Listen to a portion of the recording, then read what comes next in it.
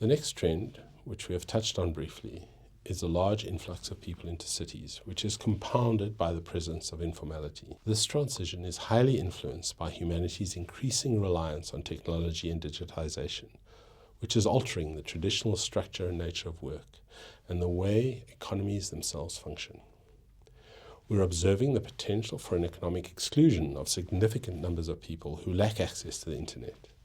Communities without reliable and affordable access to the types of quality technology required to effectively participate in the digital economy are relegated to navigating limited and declining industrial employment options. This is why we see the youth population seeking work in other ways, largely within the informal sector. However, we witness varied forms of informal hybridity and different versions of informal that depart from the traditional industrial manufacturing imaginations.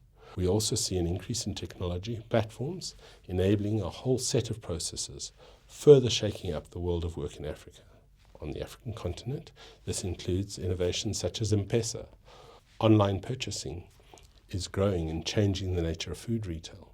So when we consider how cities, the youth living in those cities, and new technological capabilities all intersect, we start to see a pathway towards a very different way in which both work and the opportunity to obtain employment all start to connect. The final trend we are addressing today is that of a shift in global economic power to Asia. This shift is often framed negatively. However, across the African continent, the predominant outlook is more positive. The reality remains that this geopolitical shift is taking place, with different actors starting to upend the global status quo. The traditional rules of the game, the Anglophone, Francophone, or Lusophone ways in which African countries have responded, are starting to shift. Some changes are more overt, while others are less evident. China's Belt and Road Initiative obviously perceives Africa as a key component of this initiative. Japan exercises soft power through funding master plans and support for education. Korea funds technological support, playing a role in developing power generation plants, etc. India provides machinery and mobility support across the continent. All these countries are playing a more significant role in the region, with African governments increasingly engaging their Asian counterparts. Less evident is the extent to which African and Asian cities are currently engaging. However, there is a notable emerging trend, with lessons to be learned from the recent and rapid urbanization many Asian cities have undergone. The question is how to make these models contextually relevant in Africa. These questions are important when we consider food, because they underpin how our food systems operate, influencing the type and quantity of food available in cities from now and into the future. If we devolve this question to the level of the household and the person who manages the procurement, nutritional balance, preparation and distribution of food, mostly women in the African context, what we understand is policymakers and urban planners do not adequately consider the needs and challenges facing these role players as they make calculated daily decisions on how best to provide their dependents with optimal nutrition. These decisions form part of a daily survival dance made by households with the information at their disposal, even as they try to anticipate and prepare for the future, and maybe that future is just tomorrow, while simultaneously factoring in past decision-making mistakes and lessons. This ability to make informed and calculated decisions is a form of agency.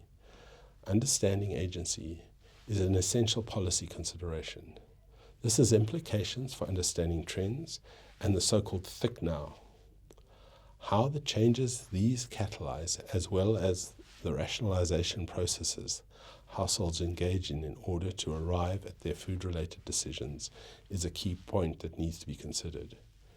Food gives us a lens to see the trends that are already starting to impact future developments in terms of how, in most cases, limited resources are deployed to equip physically, emotionally, cognitively our future citizens. Understanding these trends is essential for another reason. And here we talk about understanding the pace layers of change. Stuart Brand posits 6 layers of change, which will relate to the megatrends. The first layer of change relates to fashion and art, the second to commerce, third infrastructure, fourth governance, the fifth culture, and the sixth nature. Fashion changes quickly, really making an enduring impact. It creates change, often at a swift pace with rapid-fire changes. Commerce equally changes quite quickly over a decade. Substantial ebbs and flows will be observed in economic performance. Infrastructure, when built well, can last for 50 to 60 years. These three layers of change happen quickly. They absorb shocks, they attract great attention. Think of a new freeway, such as Nairobi's new bypass, or Cape Town Stadium built for the 2010 World Cup soccer. These processes are transient, emerging and changing swiftly. They absorb many shocks, they can be sites of innovation, they occur quickly before rapidly moving on to something else. When we consider governance, both in terms of bureaucratic functions as well as their ideological underpinnings, for example, democracy or socialism, etc., we contend with a phenomena that changes at far more glacial pace. Culture changes even slower, with nature taking eons to achieve discernible changes, although climate change is driving changes occurring at an unprecedented pace. These processes of governance, culture, and nature hold memory. They integrate rather than absorb shocks, are continuous and constrained, while at the same time offering consistency that is known and understood. It is here, in the last three layers, governance, culture, and nature, that power sits. From a food systems perspective, while a new trend might get all the attention, this might influence responses for a short period of time. Food systems change can be more effectively locked in where governance and cultural processes are concerned. So from an urban food systems perspective, we're observing a transition from a food system that has traditionally been governed by national government, where it was all about growing more food. Agriculture and food security have dominated governance and infrastructure, determined how we engage and use nature. In our transition to a predominantly urban world, a world in which cities need to understand questions of food systems governance, how the intersections with food inform the culture of the city and the urban life, start to take on far more robust and longer-lasting urban food system considerations. Because it is here that changes we're seeing as a result of these megatrends that one can start to program and can create the consistency of a continuous food system to provide wellness and a just and equitable urban food system. So these megatrends are important for food.